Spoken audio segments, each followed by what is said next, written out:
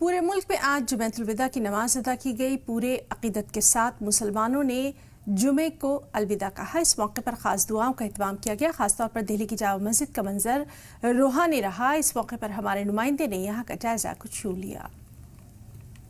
जुमे को जामा मस्जिद में इसी तरीके से पूरे मुल्क के अंदर से जो लोग दिल्ली आते हैं वो कोशिश करते हैं कि जामा मस्जिद में एक बार नमाज अदा की जाए।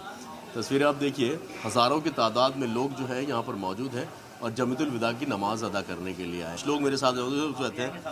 वाह भाई, क्या नाम है आपका पूरा बताइए? मोहम्मद मुख्तार नाम है। मुख्तार साहब, जुमेतुल विदा है आज और कहीं ना कहीं रमज़ान को अलविदा कहने का दिन है एक तरीके से। आप कैसे देखते हैं और किस तरीके से विदा कर रहे हैं रमज़ान? भाई हम 30 दिन रोज़े रखते हैं। ये जुमा जो आखिरी होता है इसमें अलविदा का होता है, ये समझे, रमज़ान का, इसलिए इसे अलविदा ही कहते हैं सब। आपको लग रहा है पूरे रमज़ान जिस तरीके से गुजरे हैं, आने वाले दिनों में क्या चीज़ें और बेहतर हो सकती हैं? नहीं, इंशाल्लाह अगले साल जो रमज़ान आएंगे तो मौसम कुछ नरम होगा और क्योंकि हर साल 12 दिन पीछे चला जाता है तो उम्मीद ये है कि अगले साल रमज़ान और नरम रहेगा, मतलब गर्मी कम रहेगी। जी जी, अभी तो ये एक हफ्ता ही थोड़ा सा गर्म महसूस हुआ है। बस ये आखिरी 10 दिन जो है वो सख्त हो गए, वरना आदत हो जाती है बॉडी को, कोई फ़र्क नहीं पड़ता। रोज़े का मकसद ये नहीं है गर्मी सर्दी ऐसा कुछ नहीं है। रोज़ा रोज़ा है, चाहे वो कितनी भी गर्मी हो, कितनी भी सर्दी हो, हमें रखना है वो।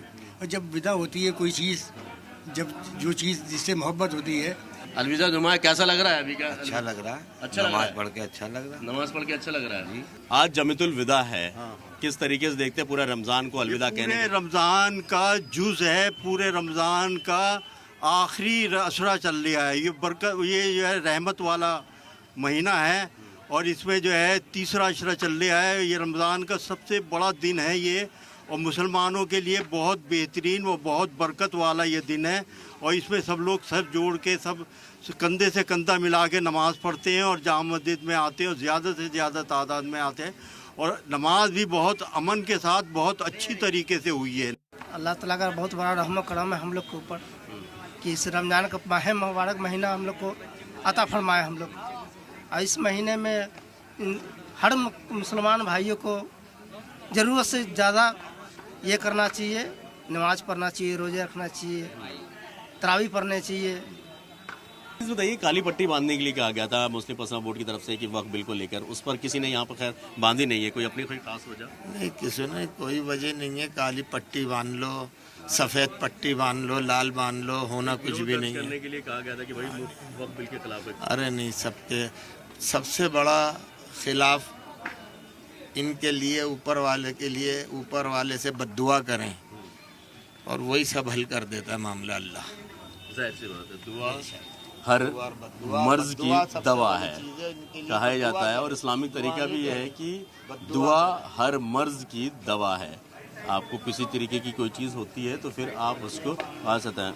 अच्छा, आप क्या कहना चाहेंगे? आज अलविदा जुमा, पूरे महीने की शिद्दत के रोज़े, मोहब्बत एक तरीके से पूरे महीने से होती है और आज अलविदा कह दिया, कैसा लगा? भाई खुशी भी है, गम भी है कि माशाल्लाह भाई पूरे महीने का रमज़ान रखे हमने, इसलिए खुशी भी है और माशाल्लाह जा भी रहा है, 2 दिन बाकी है, इसलिए गम भी है, एहसास भी है, क्योंकि कितनी खुशी और मोहब्बत इसमें होती है।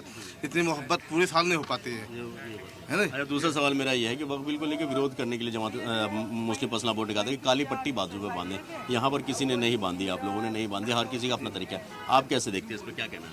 नहीं, देखो, बेहतर है जो हमारे बड़े या आलिम जो कहते हैं वो बेहतर है, क्योंकि देखो ये तो पूरे हिंदुस्तान के लिए, मुसलमान के लिए। अब कोई माने या ना माने वो बात अलग है, सबकी राय अलग अलग होती है, कोई मानेगा कोई नहीं मानेगा। एक ये है, बेहतर है कि हाँ काली पट्टी बांध के अपना इजहार करें हम।